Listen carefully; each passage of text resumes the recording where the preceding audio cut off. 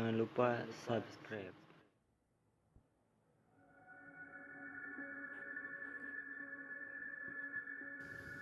Assalamualaikum warahmatullahi wabarakatuh. Selamat malam buat kalian yang melihat atau mendengarkan video di channel ini. Seperti biasa, saya di sini akan menceritakan hal seram dan misteri. Dan untuk cerita malam hari ini yaitu 40 hari menjelang ajal. Ceritanya berawal 3 tahun yang lalu. Ada seseorang pelangganku, sebut saja namanya Said. Umurnya baru sekitar 28 tahun. Profesinya sebagai pengusaha warnet. Selain pemilik, dia juga sering diminta untuk pemasangan dan servis di warnet-warnet lain.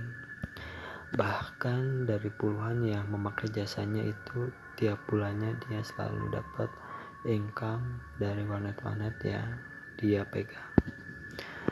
Sebelumnya dia juga pernah bekerja di tempat lain yang di perusahaan yang berhubungan dengan sinyal dan tower. Namun dia selalu berpindah-pindah tempat kerja dan selalu berakhir dengan fitnah yang membuatnya mundur atau di PHK.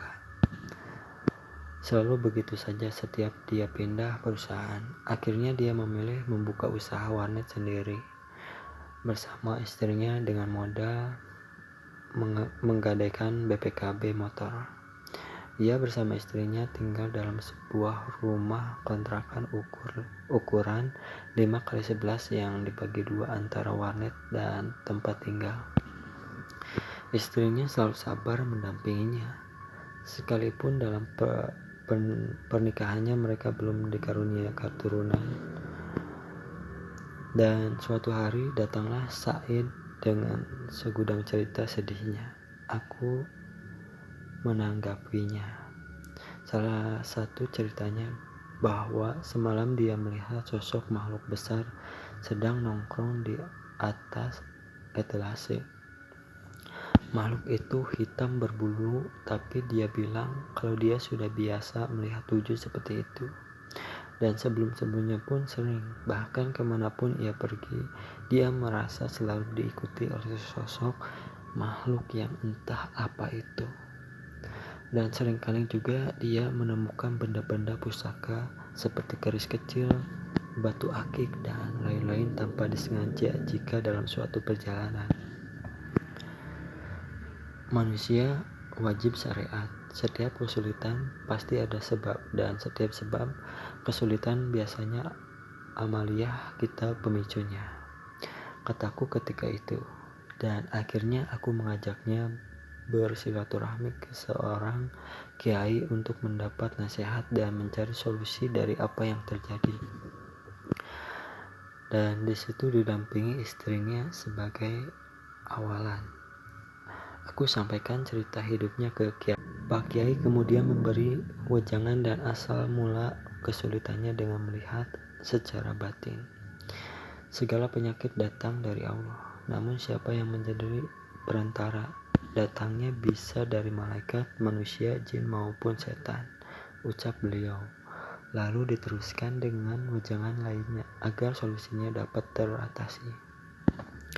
Dan sebagai penutup, Kiai itu bilang, buang saja makhluk itu. Ini ujian buatmu.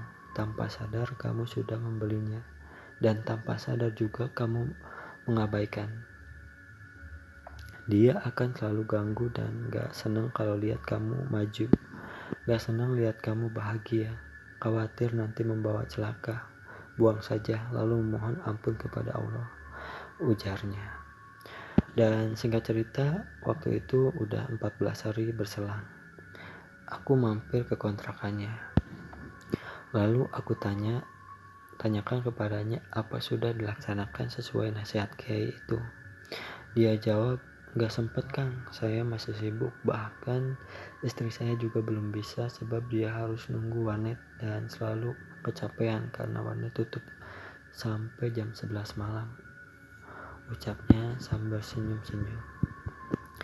30 hari berselang aku ke tempatnya lagi, sepulang dari kota Bandung untuk antar barang pesanannya, yaitu part untuk tambahan unit warnetnya. Lalu sekedar mengingatkan, aku tanyakan lagi, apakah sudah dilaksanakan apa yang dinasihatkan kiai itu, dan jawabnya masih belum. Lalu waktu itu hari Minggu, dia datang bareng istrinya ke tokoku.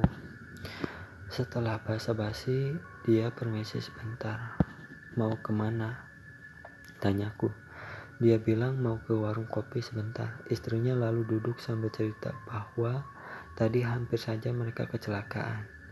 Bahkan sudah 3 kali kejadian seperti itu sejak sebulan terakhir.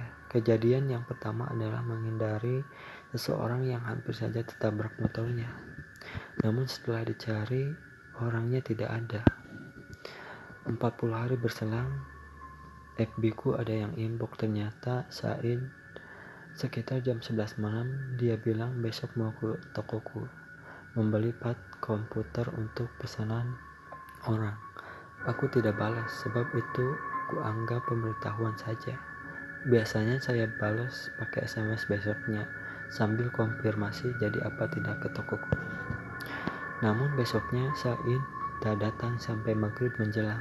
Aku SMS dan telepon dia, tapi HP-nya nggak aktif. Lalu aku abaikan saja. Barangkali sibuk dan ada keperluan yang lebih penting. Dan besoknya pagi-pagi aku ditelepon istrinya dan di SMS kakaknya bahwa Said meninggal dunia selepas sholat maghrib dalam posisi duduk selesai tunaikan sholat. Innalillahi wa inna ilaihi rajiun.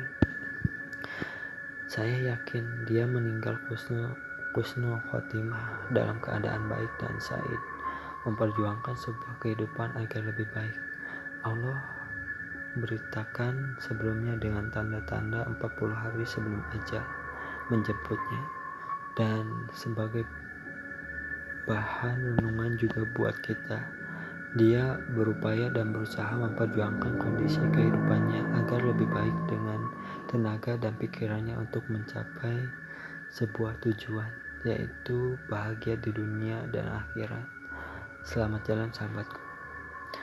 Teriring doaku dan sahabat semua, semoga Allah memberi ampunan dan menerima amal baikmu. Itulah cerita untuk malam hari ini. Semoga bermanfaat buat kalian yang mendengarkan atau melihat. Tinggalkan like, comment, share, dan subscribe. Dan jangan lupa juga nyalain loncengnya biar gak ketinggalan jika ada video-video baru di channel ini. Terima kasih. Assalamualaikum warahmatullahi wabarakatuh.